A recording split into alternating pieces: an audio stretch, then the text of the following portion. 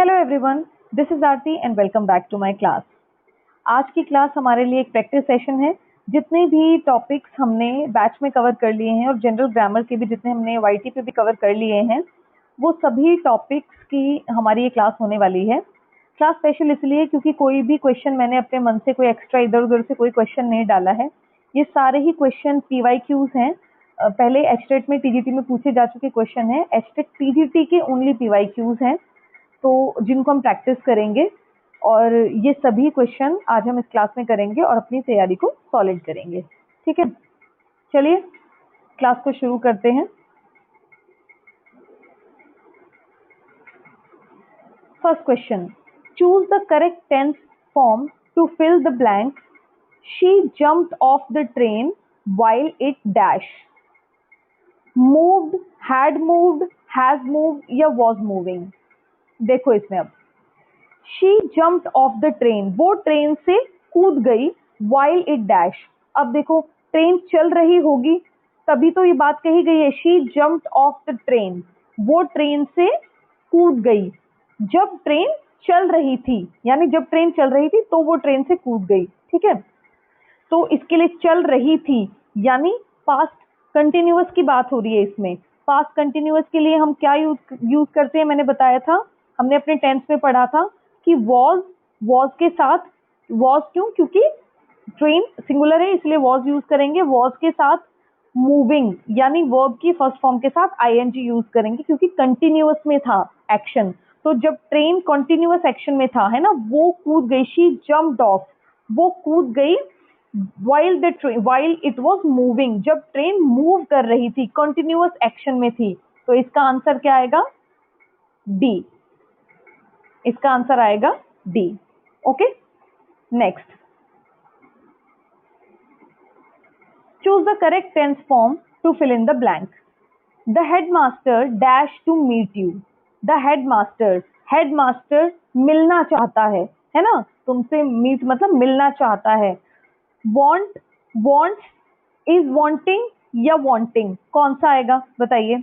want, wants, is wanting या was wanting। मिलना चाहता है, चाहता है, ता है, ते है, ती है। सिंपल प्रेजेंट टेंस का एग्जांपल है, सिंपल प्रेजेंट टेंस का सेंटेंस है। मैंने क्या बताया था? सिंपल प्रेजेंट टेंस में हमने क्या पढ़ा था कि हेडमास्टर सिंगुलर हो, फर्स्ट थर्ड पर्सन सिंगुलर हो, ही शी इट, इसके साथ क्या लगता है? वर्ब की फर्स्ट फॉर्म के साथ एस या ES लगता है। ठीक है, headmaster wants to meet you, headmaster singular है, थर्ड पर्सन सिंगुलर के साथ वर्ब की फर्स्ट फॉर्म लगेगी, उसके साथ एस या ES लगेगा। तो इसका आंसर आएगा B, wants. Clear? Next, choose the part of sentence which is incorrect. हमें वो सेंटेंस पार्ट चूज करना है जो इनकरेक्ट है। वैसे तो हमने सेंटेंस करेक्शन वाले क्वेश्चंस अभी टॉपिक नहीं किया है, लेकिन क्योंकि ये टेंस के अंडर ही आ जाता है, अगर हमने टेंस अच्छे से पढ़ा है तो हम इसको कर सकते हैं क्वेश्चन को। ठीक है, तो हम इसको अटेम्प्ट करेंगे अभी। Has Sachin not breaked the record held by Bradman who made 10,000 runs in his career. कौन सा पार्ट गलत है हमें वो बताना है। ए गलत है, B, C या D? Has Sachin not breaked the record held by Bradman who made 10,000 runs in his career। Has Sachin, ठीक है, सचिन के साथ किसी का भी नाम हो, थर्ड पर्सन सिंगुलर, उसके साथ हैज आता है, सिंगुलर के साथ सिंगुलर वर्ब आती है, बिल्कुल ठीक है। नॉट ब्रेक्ड नहीं आएगा, इसके साथ नॉट ब्रेक आएगा। क्या आएगा? नॉट ब्रेक आएगा। ठीक है, ब्रेक नहीं आएगा, ब्रेक आएगा।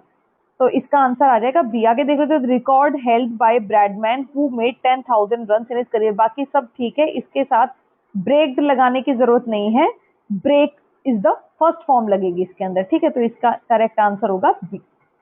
इसका करेक्ट आंसर क्या होगा? B.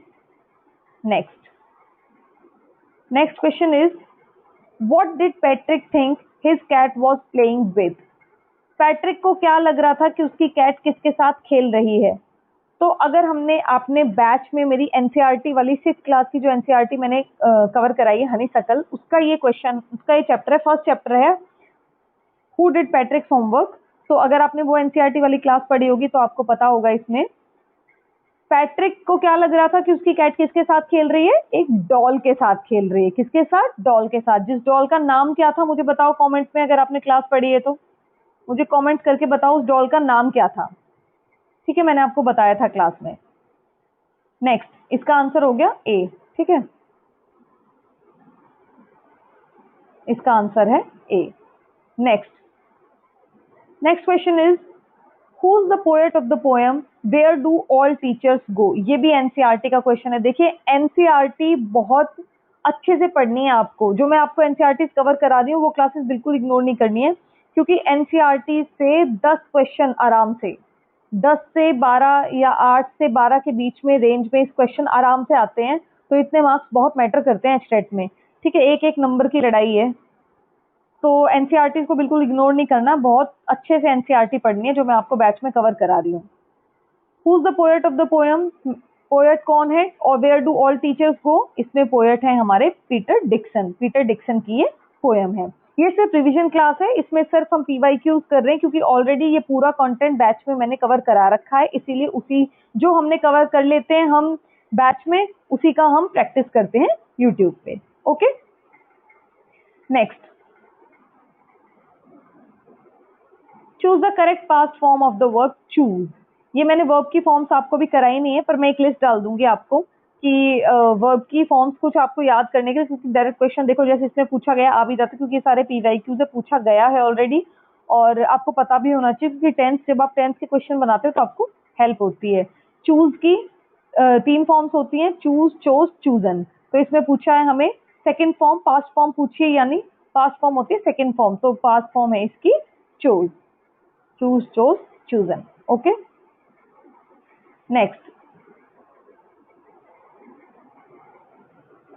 is choose the correct option to fill in the blank in the given sentence. When I reflected on the pleasant memories of my childhood, I am overcome by a wave of। ये भी NCERT based question है। NCERT based कैसे है? हमने एक chapter पढ़ा था honeysuckle में, द बैनियन ट्री। ठीक है, बैनियन ट्री में वो जो बच्चा होता है वो बात करता है किसके बारे में? अपनी यादों के बारे में बात करता है कि जब मैं उसकी पुरानी यादें उसको जब घेर रही हैं कि इस चौक में एक बैनियन ट्री हुआ करता था जिसपे मैं खड़े होके गिलहरी को खाना खिलाता था, और मेरे दादाजी भी यहाँ रहते थे, यहाँ पंचायत बैठती थी, बहुत लोग बैठते थे। एक बैनियन ट्री से उसकी बहुत सारी यादें जुड़ी हैं। तो जो यादें, जो पुरानी यादें हमें घेर लेती हैं ना, जो पुरानी यादें हमारे हमको रिफ्लेक्ट करती है, हमारे माइंड में आती है, उस इमोशन को बोलते हैं नॉस्टैल्जिया। क्या बोलते हैं उसको? नॉस्टैल्जिया। फ्रस्ट्रेशन, बेनेवलेंस, एनरेशन कुछ नहीं बोलते हैं, उसको बोलते हैं नॉस्टैल्जिया। ठीक है, एनसीईआरटी बेस्ड क्वेश्चन देख रहे हैं आप, एनसीईआरटी कितनी इंपॉर्टेंट है। इसका आंसर है ए, नॉस्टैल्जिया। चलते हैं आगे। दिस, ये भी एनसीईआरटी का क्वेश्चन है। This made Taro sadder than ever, this refers to. This, ये उसका डायलॉग है। ठीक है, उस जो चैप्टर है हमारा टैरो द वुड कटर, जो जापानीज फॉकटेल है एनसीईआरटी में, उसका ये एक्सट्रैक्ट है, उसका ये सेंटेंस है, this made Taro sadder than ever. इसने टैरो को और सैड कर दिया। तो किस बात ने टैरो को सैड किया? दिस किसको रेफर कर रहा है? किस बात ने टैरो को सैड कर दिया? A strong wind that began to blow, जो हवा चलने लगी? नहीं, ऐसी तो कोई बात ही नहीं इस चैप्टर में। Taro's father's old age, Taro की फादर की ओल्ड एज, हाँ वो बूढ़े तो थे, बीमार भी थे, लेकिन ये बात ने तो टैरो को सैड नहीं किया था। Taro's inability to buy expensive sake for his father, किस बात ने उसको सैड कर दिया? कि जो टैरो की इनएबिलिटी थी, कि टैरो चाहता था वो अपने पापा के लिए जो एक्सपेंसिव, जो महंगी सेक, जो जापान की जो ड्रिंक है, जो उसको वाटरफॉल से मिली थी, याद है ना, वाटरफॉल में जो झरना बह रहा था उसमें सेक मिल गया था टैरो को, तो वो जो वो खरीद नहीं सकता अपने पापा के लिए, इस बात के लिए वो सैड हो गया था। ठीक है, तो इसका आंसर हो जाएगा हमारा सी। नेक्स्ट देखिए, ये छोड़ देंगे अभी हम, वोकैबुलरी मैंने आपको नहीं कराई है इसलिए मैं आपको भी ये वाला क्वेश्चन अटेम्प्ट नहीं करा रही हूँ। नेक्स्ट देखिए, identify the figure of speech in the following sentence. Literary devices की क्लास हमारी अभी इस पे है यूट्यूब पे, बैच पे आई थिंक वो क्लास अभी नहीं गई है, तो हम इसमें से करेंगे, अटेम्प्ट हो जाएगा आराम से, बहुत अच्छे से मैंने आपको लिटरेरी डिवाइसेस पढ़ा रखे हैं। Identify the figure of speech in the following sentences. Figure of speech आपको आइडेंटिफाई करना है। Curses are like chickens, they come home to roost. Curses chickens की तरह होते हैं। लाइक का यूज हो गया तो सीधा सीधा आंसर क्या आएगा, सिमिली।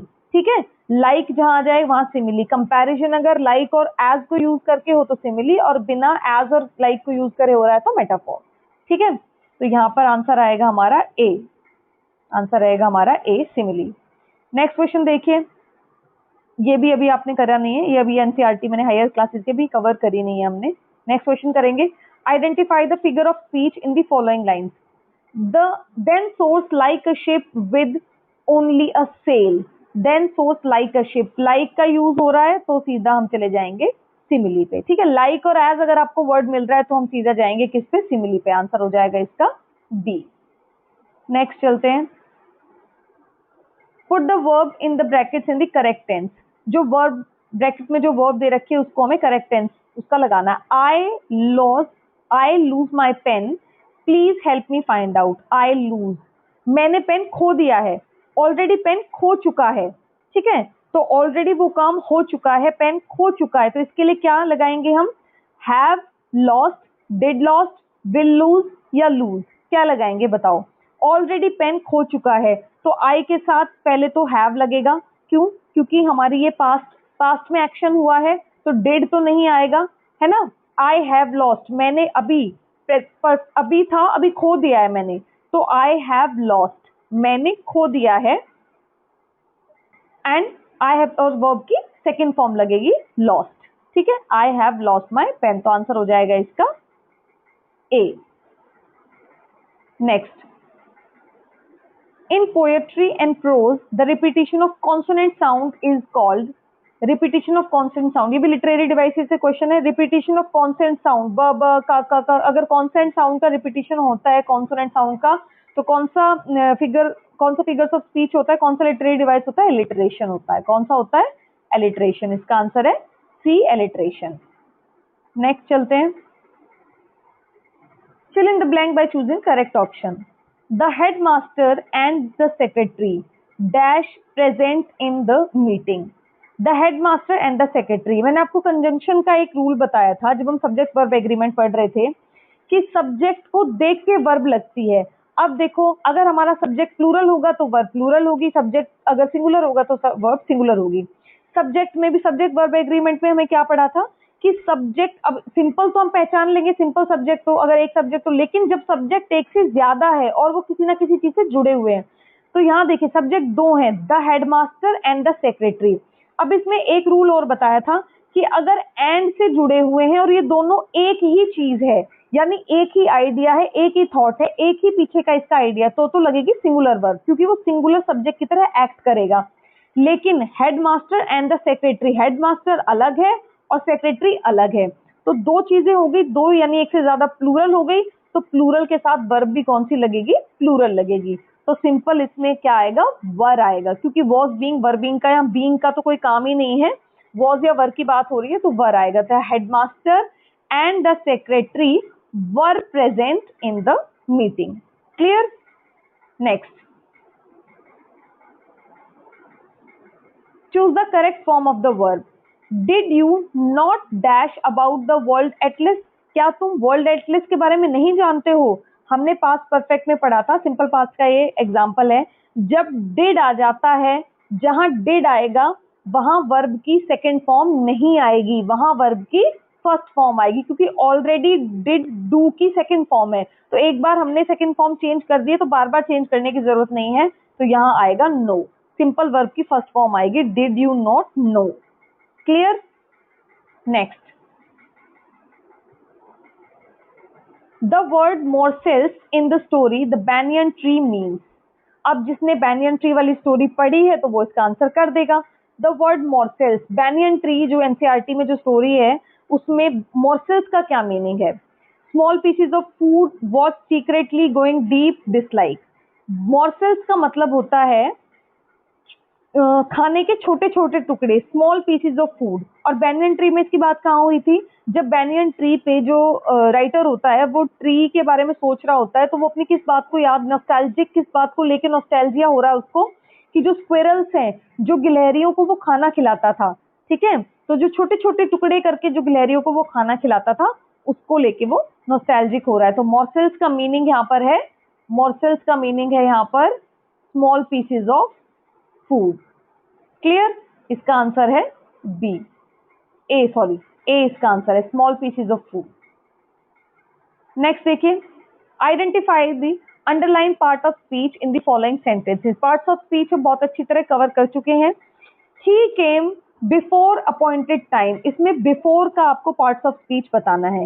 ही came before appointed time adverb है, वर्ब को जो मॉडिफाई करता है वो होता है एडवर्ब, या फिर जो एडजेक्टिव के बारे में बताए या दूसरे किसी एडवर्ब के बारे में बताए। तो वर्ब के बारे में बता रहा है हमें, वर्ब क्या है? केम। केम के बारे में कुछ बता रहा है? नहीं। कैसे आया? ऐसा तो कोई जवाब नहीं दे रहा, नहीं, तो एडवर्ब नहीं है।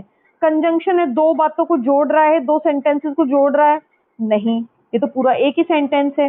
नाउन है, नाउन की तरह एक्ट कर रहा है, नहीं, नाउन तो हमारा ही है यहाँ पर। ठीक है, सब्जेक्ट है मतलब प्रोनाउन है हमारा, नहीं, नाउन भी नहीं है। बिफोर किसी चीज का नाम नहीं है, कुछ नहीं है। प्रेप, एक सेकेंड, यस, प्रेपोजिशन है हमारा, जी प्रेपोजिशन है। क्यों है प्रेपोजिशन? क्योंकि ये देखो, ही केम नाउन क्लॉज है, नाउन के बीच में और सब्जेक्ट के बीच में, और जो अपॉइंटेड टाइम है ना, जो हमारे वर्ब है, जो हमारा वर्ब के बीच में और जो हमारा ऑब्जेक्ट है उसके बीच में एक रिलेशन, एक टाइम बता रहा है कि आया है, कब आया है, बिफोर टाइम, अपॉइंटेड टाइम से पहले आ गया, तो एक टाइम बता रहा है और रिलेशन बता। जब भी रिलेशन बताए किसी दो ऑब्जेक्ट और उस वर्ब के बीच में जो रिलेशन बताए, टाइम का या पोजीशन बताए, वो हमेशा प्रेपोजिशन होगी। ठीक है, तो इसका आंसर होगा हमारा बी। नेक्स्ट चलते हैं। नेक्स्ट क्वेश्चन है, which of the following is not an abstract noun. Noun के टाइप्स हमें पढ़े थे, एब्स्ट्रैक्ट नाउन, कलेक्टिव नाउन, ठीक है, काउंटेबल नाउन। तो एब्स्ट्रैक्ट नाउन की कौन सी नहीं है? नहीं, नो को हमें ध्यान से देखना है। एचटेट के पेपर में नॉट को बहुत ध्यान से देख लेना, किसी भी सेक्शन के लिए बता रही हूँ, चाहे सीडीपी हो, चाहे इंग्लिश हो, हिंदी हो, नहीं और नॉट लगाकर एचटेट क्वेश्चन पूछता है, और वो नॉट के ही क्वेश्चन सॉल्व करने आपको आने चाहिए। ठीक है, मतलब 3 इसमें होंगे और एक नहीं होगा abstract noun. Goodness abstract noun है। एब्स्ट्रैक्ट नाउन कौन सा होता है? जो कोई क्वालिटी को दिखाता है, जो दिखता नहीं है। ठीक है, हमारी आंखों से दिखता नहीं है हमें। गुडनेस एक क्वालिटी है, दिखती थोड़ी ना है। पॉवर्टी भी एक स्टेट है ना, एक स्टेट ऑफ बीइंग है। गरीबी है तो ये भी दिखाई नहीं देती। यूथ, जवानी दिखाई नहीं देती है, ऐसे दिखाई देती है पर दिखाई तो नहीं देती ना, एक अवस्था है ये। पार्लियामेंट, पार्लियामेंट तो सीधा दिखाई देता है ना, पार्लियामेंट तो आपको दिख जाएगा, तो पार्लियामेंट हमारा एब्स्ट्रैक्ट नाउन नहीं है। ठीक है, गुडनेस, पॉवर्टी और यूथ एब्स्ट्रैक्ट नाउन है, पार्लियामेंट एब्स्ट्रैक्ट नाउन नहीं है। Next, miss beam is a character of which story. Again NCERT का क्वेश्चन है, मिस बीम कौन सी स्टोरी का कैरेक्टर है? अ हाउस और होम, जी नहीं, हाउस और होम पोयम है। गेम ऑफ चांस का नहीं है। Different school, kind of school, the banyan tree, different kind of school में है miss beam. Okay, different kind of school का कैरेक्टर है मिस बीम। ये एनसीईआरटी के क्वेश्चन है, ये फैक्ट बेस्ड क्वेश्चन है, ये आप एनसीईआरटी पढ़ोगे तो आपसे क्वेश्चन हो जाएंगे, कोई दिमाग नहीं लगाना इनमें। Who is the author of different kind of school? Again author का क्वेश्चन आ गया। देखो एनसीईआरटी से कितने क्वेश्चन आ रहे हैं, सब पीवाईक्यूज डाले हुए हैं मैंने, इसीलिए मैंने आपको इसमें वो किया हुआ है ताकि आपको वो ना हो। देखिए इस बुक से ये पीवाईक्यूज है, ठीक है, ये बुक है एचटेट की पीवाईक्यूज की बुक है। इस बुक से सारे पीवाईक्यूज मैंने आपके लिए पीडीएफ में डाले हैं, इसी बुक से आपके सारे पीवाईक्यूज है, एचटेट सीजीटी के ही पीवाईक्यूज हैं। ओके, ऑथेंटिक है सब। डिफरेंट काइंड ऑफ स्कूल के ऑथर कौन है? डिफरेंट काइंड ऑफ स्कूल की ऑथर है हमारी E V Lucas. Factual based question है, आपको एनसीईआरटी पढ़ोगे क्वेश्चन हो जाएंगे। नेक्स्ट क्वेश्चन देखिए, fill in the blanks with the correct present perfect tense. Present perfect tense, tense का क्वेश्चन है ये। I dash the instructions but I don't understand them. मैंने इंस्ट्रक्शंस रीड रेड की बात है तो पढ़ी, मैंने इंस्ट्रक्शंस पढ़ी but I don't understand them, लेकिन मुझे समझ में नहीं आई। आई के साथ हमेशा हेल्पिंग वर्ब कौन सी लगेगी? हैव लगेगी, क्योंकि प्रेजेंट परफेक्ट की बात हो रही है। बात देखो बता दिया ना उसने ऑलरेडी, प्रेजेंट परफेक्ट की बात हो रही है। प्रेजेंट परफेक्ट में आई के साथ हैव लगती है, जो प्लूरल के साथ लगती है वही आई के साथ लगेगी, तो हैव लगेगी। तो हैड तो खत्म हो जाएगा, उसमें है ही नहीं, तो हैव ये दो। अब बीन तो आएगा ही नहीं प्रेजेंट परफेक्ट में, बीन की बात ही हम कहाँ करते हैं? हैव बीन, हैज बीन की बात हम करते हैं प्रेजेंट परफेक्ट कंटिन्यूअस में, तो बीन ये वाला भी, तो बचा कौन सा? ये। ठीक है, हैव लगेगी, हैव के साथ वर्ब की सेकंड फॉर्म लगेगी क्योंकि परफेक्ट है, परफेक्ट में सेकंड फॉर्म लगती है, V2 लगती है, और रीड नहीं रेड है, आई हैव रेड। तो इसका आंसर हो जाएगा B, I have read the instructions but I don't understand them. Next question पे चलते हैं। ओके, ये सेम क्वेश्चन है, रिपीटेड है।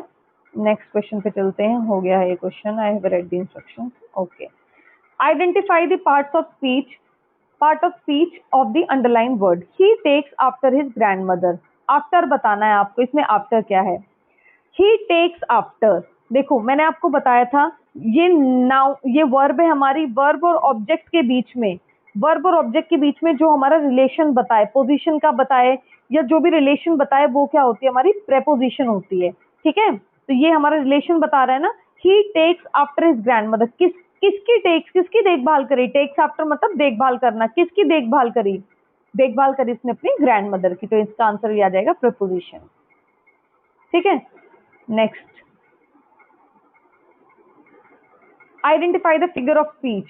फिगर ऑफ स्पीच से भी देख लीजिए कितने क्वेश्चंस हैं। ठीक है, लिटरेरी डिवाइसेस का आपको डेमो दिया था मैंने, उस सभी में से कवर है, उस डेमो में से ही कवर है क्वेश्चंस।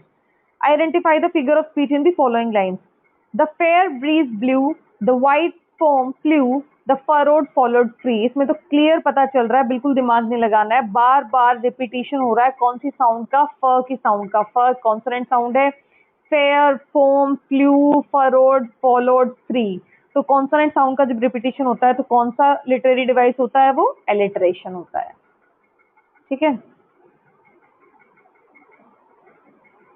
नेक्स्ट देखिए, which of the following is not a collective noun. कौन सा कलेक्टिव नाउन नहीं है? कलेक्टिव नाउन हमें पता है, जो कलेक्शन की बात की जाए, पार्ट्स ऑफ स्पीच में हमने पढ़ा था, जो कलेक्शन की बात की जाए जिसमें बहुत सारी चीजें एक साथ, तो वो होता है कलेक्टिव नाउन। कौन सा कलेक्टिव नाउन नहीं है ये बताना है।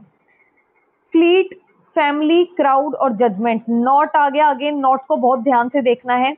फ्लीट कलेक्टिव नाउन है, ठीक है, फ्लीट ऑफ शिप्स होता है, कलेक्टिव नाउन है। फैमिली तो ऑफ कोर्स कलेक्टिव नाउन है, सबको पता है फैमिली क्या होती है। क्राउड, भीड़, कलेक्टिव नाउन है। जजमेंट, जजमेंट कलेक्टिव नाउन नहीं है, ये कोई कलेक्शन नहीं है। जजमेंट एक एब्स्ट्रैक्ट नाउन है ना, दिखाई तो नहीं देती ना। जजमेंट है, पावर्टी है, गुडनेस है, ये तो एक एब्स्ट्रैक्ट नाउन है। ठीक है, एक अवस्था है, एक स्टेट है, एक जजमेंट है। ठीक है, एब्स्ट्रैक्ट नाउन। तो इसका आंसर हो जाएगा हमारा डी। नेक्स्ट देखिए, identify the correct sentence pattern of the given sentence. Correct sentence pattern इसका हमें बताना है गिवन सेंटेंस का। दे पेंटेड द डोर ग्रीन। अब देखो इसमें ऑप्शन देखने की जरूरत ही नहीं है आपको। दे क्या है? हमारा सब्जेक्ट, सबको पता है दे सब्जेक्ट है।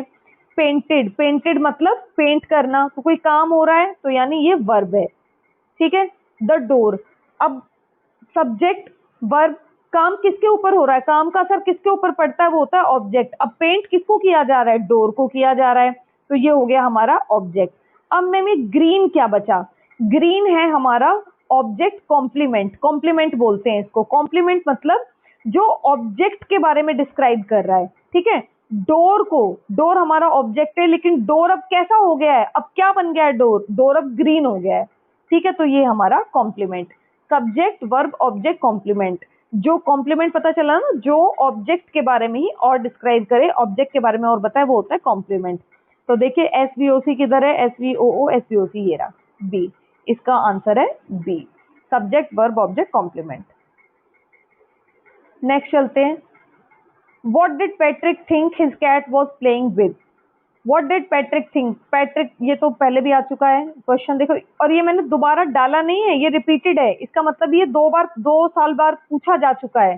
ठीक है, ये मैंने ऐसे नहीं कि दोबारा एक ही क्वेश्चन डाल दिया, नहीं, सब अलग अलग लिए हैं, लेकिन ये रिपीटेडली पूछा गया है। इसका मतलब what did Patrick think his cat playing with. Cat उसकी किसके साथ खेल रही थी? कैट खेल रही थी उसकी डॉल के साथ। Next, put the verb in correct form. Rayan is very good at languages. He dash 4 languages very well. इसको छोड़ दो, इसको पढ़ना ही क्यों हमें? हमें ये सेंटेंस का बताना, हम ये सेंटेंस पढ़ लेते हैं। He dash 4 languages very well. वो 4 लैंग्वेजेस अच्छे से बोलता है। ता है, ते है, ती है के लिए क्या बताया था? He, she, it और सिंगुलर, थर्ड पर्सन सिंगुलर के साथ क्या लगेगा? वर्ब की फर्स्ट फॉर्म के साथ एस या ईएस लगेगा।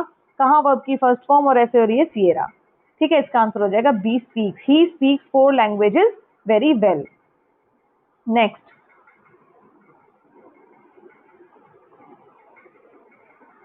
Complete the blank phrase with a suitable word. ये देखिए कलेक्टिव नाउन का क्वेश्चन है। अ डैश ऑफ, अब देख आपको ये पीडीएफ देख के समझ में आ रहा होगा कि क्वेश्चंस कैसे पूछे जा रहे हैं। कॉन्सेप्ट पढ़ना है हमें, लेकिन यहाँ कोई डेफिनेशन नहीं पूछी जा रही है नाउन की, ठीक है, यहाँ अप्लाई किया जा रहा है उनको। तो आपको यही सिखाने के लिए मैंने आज ये पीवाईक्यूज डाले हैं, ताकि आपको अप्रोच पता चले कि हमें अप्रोच पढ़नी किस तरीके से है। ठीक है, अब देखिए अप्रोच किस तरह से लगानी, किस तरह से अपने क्वेश्चन हमें सॉल्व करेंगे। Complete the blank. A dash of ships, ships के जो ग्रुप होता है उसको क्या बोलते हैं? फ्लीट, पैक, बंडल या हर्ड। शिप्स के ग्रुप को बोलते हैं फ्लीट, ये तो देखो याद करने वाली चीज है, फ्लीट बोलते हैं। बंडल क्या होता है? बंडल होता है किसी भी चीज का बंडल, जैसे एक साथ हम कलेक्शन में रख देना, जैसे bundle of newspaper, bundle of hay मतलब चारा, बंडल ऑफ स्टिक्स, ठीक है, ये होता है बंडल। हर्ड क्या होता है? हर्ड होता है एनिमल्स का ग्रुप, जैसे heard of animals, heard of cows, heard of sheep, ठीक है, वो होता है एनिमल्स का ग्रुप। और पैक क्या होता है? पैक भी एनिमल्स का ही ग्रुप होता है। वैसे तो हम पैक इसके लिए भी यूज करते हैं, a pack of milk, tetra pack of milk, है ना, ऐसे पैक ऑफ टॉफीज, इसके लिए भी यूज करते हैं। लेकिन पैक और क्या होता है? एनिमल्स के लिए भी हम पैक यूज करते हैं, जो कार्निवोर्स एनिमल होते हैं, या जो एनिमल एक साथ रह के काम करते हैं झुंड में, जैसे pack of dogs, pack of hounds, pack of Wolves, ठीक है, जो एक साथ हंट करते हैं, एक साथ काम करते हैं, उनको क्या बोलते हैं? पैक। क्लियर? तो इसका आंसर हो जाएगा शीप्स के ग्रुप को बोलते हैं fleet, a fleet of ships, a bunch of keys, ठीक है, तो ये तो याद करने वाले हैं कुछ। नेक्स्ट देखिए, put the verb in correct form, verb लगाने हमें इसमें। It dash since early morning, since आ गया और अर्ली मॉर्निंग आ गया, टाइम आ गया, सिंस आ गया, तो ये तो क्लियर है कि प्रेजेंट परफेक्ट कंटिन्यूअस का एग्जाम्पल है। ठीक है, प्रेजेंट परफेक्ट कंटिन्यूअस का एग्जाम्पल है, तो क्या लगेगा बताओ? इट के साथ कौन सी? हैव लगेगा, इट के साथ नहीं लगेगा, हैव प्लूरल के साथ लगता है और आई के साथ लगता है, तो ये रॉन्ग हो जाएगा। इज बीन रेनिंग, इज तो लगता ही नहीं है ना। हैड की तो बात ही नहीं है, क्योंकि प्रेजेंट की बात हो रही है, हैड पास्ट में लगता है, तो has been raining, it has been raining since early morning, क्योंकि बात प्रेजेंट परफेक्ट कंटिन्यूअस की हो रही है। क्लियर? नेक्स्ट देखिए, which of the following is not a collective noun, कौन सा कलेक्टिव नाउन नहीं है? नहीं पे ध्यान देना है, 3 है और एक नहीं है। फ्लीट कलेक्टिव नाउन है, अभी पढ़ा, फ्लीट ऑफ शिप। आर्मी, बिल्कुल आर्मी कलेक्टिव नाउन है, ग्रुप है ना, कलेक्शन, जवानों का ग्रुप आर्मी होता है। क्राउड बिल्कुल कलेक्टिव नाउन है। चाइल्ड, चाइल्ड कलेक्टिव नाउन नहीं है, चाइल्ड एब्स्ट्रैक्ट नाउन है। ये देखो क्वेश्चन बिल्कुल same question, same pattern repeat हो रहा है, तब पूछा था जजमेंट और अभी पूछा चाइल्डहुड, सेम। ठीक है, ये क्वेश्चन अभी छोड़ देंगे, ये क्वेश्चन अभी मैंने आपको कराया नहीं है, मतलब आपको ये कॉन्सेप्ट नहीं पढ़ाया है एरर डिटेक्शन का, तो ये वाला क्वेश्चन हम नहीं करेंगे। नेक्स्ट एनसीईआरटी का क्वेश्चन आ गया, देखिए, Taro is a, in the story Taro's reward is a, जो स्टोरी है Taro's reward Japanese folk tale, उसमें टारो क्या है? वुड कटर है, पेंटर है, गेट कीपर है, मैजिशियन है। जिसने एनसीईआरटी पढ़ी होगी वो बता देगा क्या है। वुड कटर है, टारो क्या है? वुड कटर, जंगल में वुड काटने जाता है, तभी तो उसको वो सेक का झरना मिलता है ना, जहाँ से वो अपने पापा के लिए सेक लेके जाता है। इसका आंसर हो गया ए। नेक्स्ट देखिए, name the writer of the story the banyan tree. Next NCERT का क्वेश्चन है, फैक्चुअल बेस्ड है। बैनियन ट्री के राइटर कौन है? बैनियन ट्री के राइटर है रस्किन बॉन्ड। नेक्स्ट देखिए, identify the part of speech in the following sentence. The moral law is above the civil. इसमें भी देखिए, मॉरल लॉ, मॉरल लॉ हो गया हमारा सब्जेक्ट हो गया, है ना, इज अबव द सिविल, और ये ऑब्जेक्ट हो गया। तो जो रिलेशन बता रहा है ना, इसके बीच में पोजीशन बता रहा है, रिलेशन भी पोजीशन बताए या टाइम बताए, तो वो क्या होता है? प्रेपोजिशन होता है, बताया था मैंने अभी। तो इसका आंसर हो जाएगा B, preposition. Next, identify the correct sentence pattern. देखो सेम पैटर्न हमें अभी पढ़ा था, सेम हमने अभी नेक्स्ट आ गया, सेम क्वेश्चन, सेम पैटर्न, कुछ नहीं फर्क बिल्कुल भी। दे इलेक्टेड हिम चेयरमैन, दे हमारा सब्जेक्ट है, इलेक्टेड हमारा वर्ब है, हिम ऑब्जेक्ट है और चेयरमैन कॉम्प्लीमेंट है, क्योंकि हिम ऑब्जेक्ट है तो हिम को डिस्क्राइब कर, भाई हिम क्या बना है? हिम बन गया ना, हिम क्या बन गया? हिम चेयरमैन बन गया। तो subject verb object complement, subject verb object complement कहाँ है हमारा? ये रहा नंबर 1 ऑप्शन में। ठीक है, इसका आंसर हो जाएगा हमारा ए। नेक्स्ट देखिए, the story a different kind of school. देखो डिफरेंट काइंड ऑफ स्कूल से 2-3 क्वेश्चन आ चुके हैं। मिस बीम वाला आ गया, इसके राइटर पूछ लिए, अभी राइटर तो आगे पूछेगा आई थिंक। अभी इसका टॉक्स अबाउट, किसके बारे में बात करती है स्टोरी? ये स्टोरी बिलो एवरेज किड के बारे में, differently abled, meritorious and none of the above.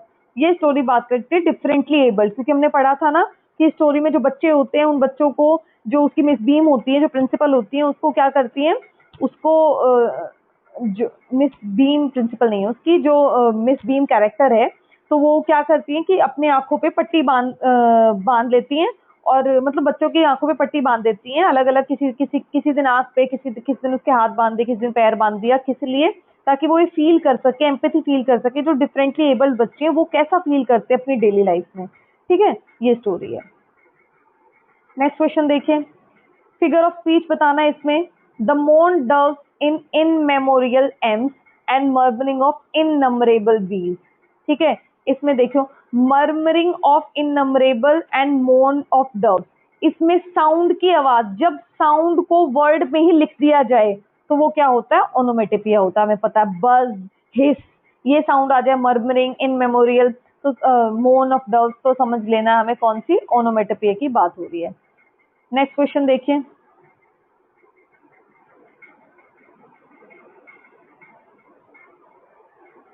fill in the blanks with the correct article. I went to dash church to see the golden statue of Jesus Christ. Jesus Christ का statue देखने के लिए। अब इसमें article कौन सा लगेगा? A and the या जीरो आर्टिकल? इसमें देखो ए तो लगेगा नहीं, क्योंकि एक चर्च की बात नहीं हो रही है। ठीक है, और एन का तो कोई मतलब नहीं, कॉन्सोनेंट साउंड के आगे ए लगता है और एन लगता है वोवल साउंड के आगे, तो एन का भी कोई मतलब नहीं है। ठीक है, अब जीरो आर्टिकल यहाँ लगेगा या द लगेगा, ये देखना है। देखो जिस चर्च की बात हो रही है वो स्पेसिफिक है, क्यों? क्योंकि वो बोल रहा है I went to dash church to see the golden statue of Jesus Christ. अब गोल्डन स्टैचू तो हर चर्च में नहीं होगा ना, गोल्डन स्टैचू एक स्पेसिफिक चीज है, तो किसी एक ही चर्च में होगा। तो स्पेसिफिक की बात जब हो जाए तो कौन सा आर्टिकल आएगा? हमारा आर्टिकल आता है वहां हमारा द। ठीक,